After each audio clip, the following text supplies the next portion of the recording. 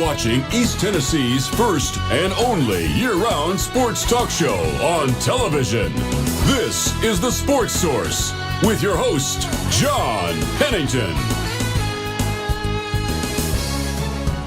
Good Sunday morning and welcome into The Sports Source. As you can tell, we have our basketball crew here today.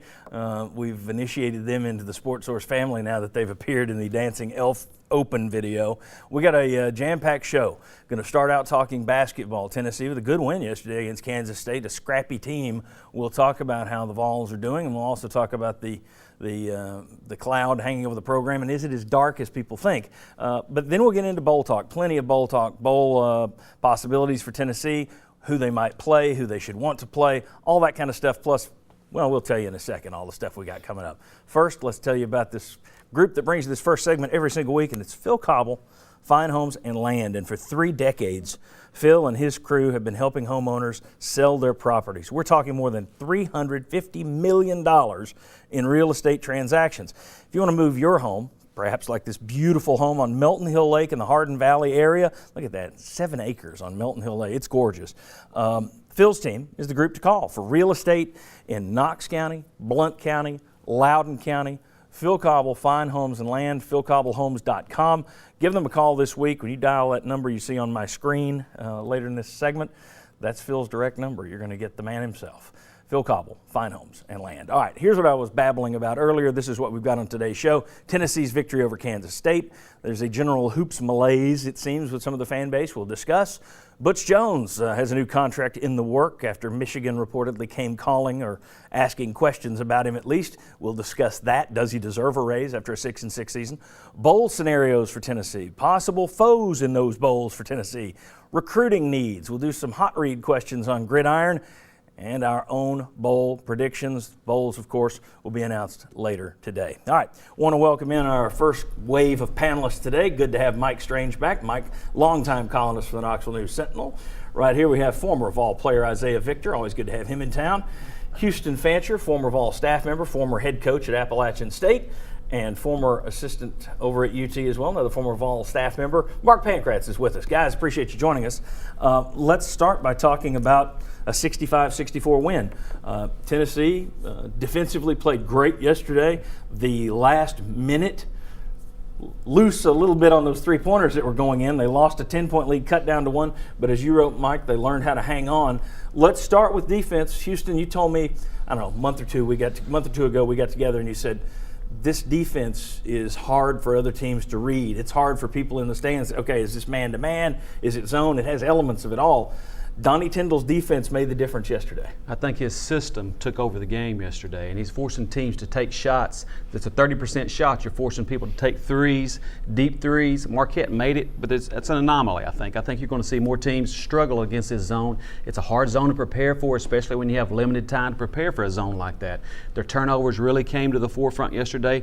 This is a win yesterday. That wasn't just a good win. This was a great win for this basketball team. It's a win that'll keep on giving as the season goes along, because I think Kansas State's going to beat a lot of people. It's going to be a good RPI win. It's a great home win. It encourages people to get back out and see another good game against Butler this next weekend. But I think it's one that you're going to see us continue to reap the benefits from. Well, it is a good win. Kansas State picked 4th in a really good league with Big 12, a conference that's better than the SEC year in and year out.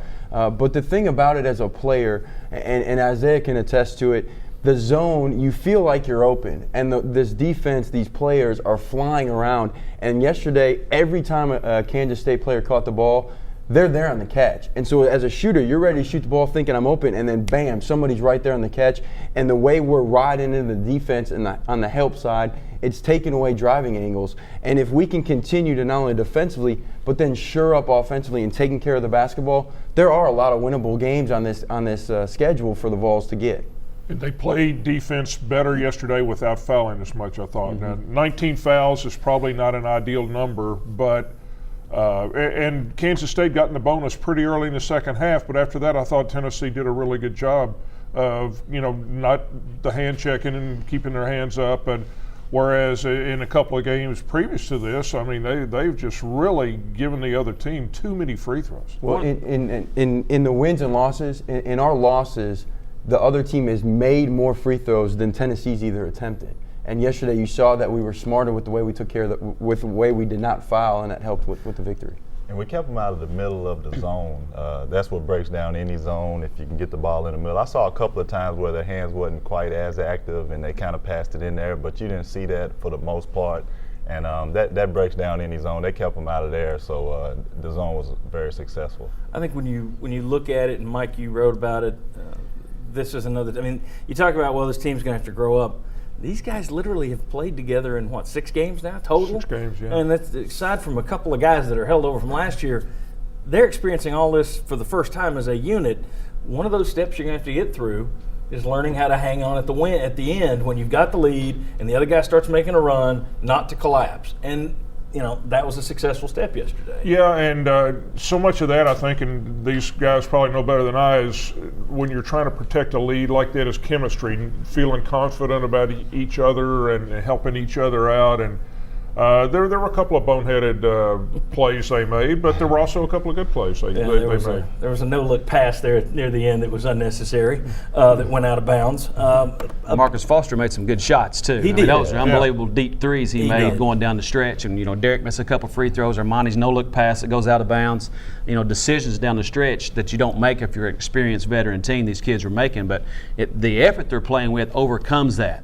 Because they're playing with such effort. Like Mark said, they're flying around the floor, look like a bunch of defensive backs in that zone. And what people don't realize is once the ball does go to the high post, that zone becomes man-to-man. So that's when they are playing their man-to-man, and then they'll morph back into their zone once the ball's kicked back out. So that's how the man-to-man gets mixed in. As a former head coach, Donnie Tyndall has started 5 different lineups in 6 games.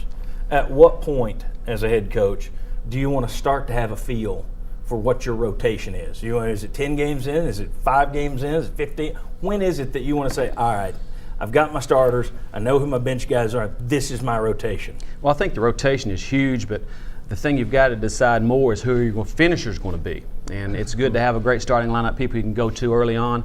But when it comes down to the last 5 minutes, we're playing this lineup that feels like can make free throws, can protect the basketball, can win ball games for us down the stretch. The rotation will be a work in progress, in my opinion, up until the point of conference play because of the new guys and guys that just showed up on the campus in July. Yeah. Well, and you'd love for it to be decided before it's even started. But the problem is until you have guys that consistently are going to bring X, whatever it is, whatever they're good at, whatever they bring night in, night out, until a coach feels comfortable with that consistency from the players, it's hard to get a rotation. So it might go into, because even your experienced guys, Armani Moore and Josh Richardson, they've been on the roster for the last couple of years, but they're learning new positions as well. Isaiah is a player.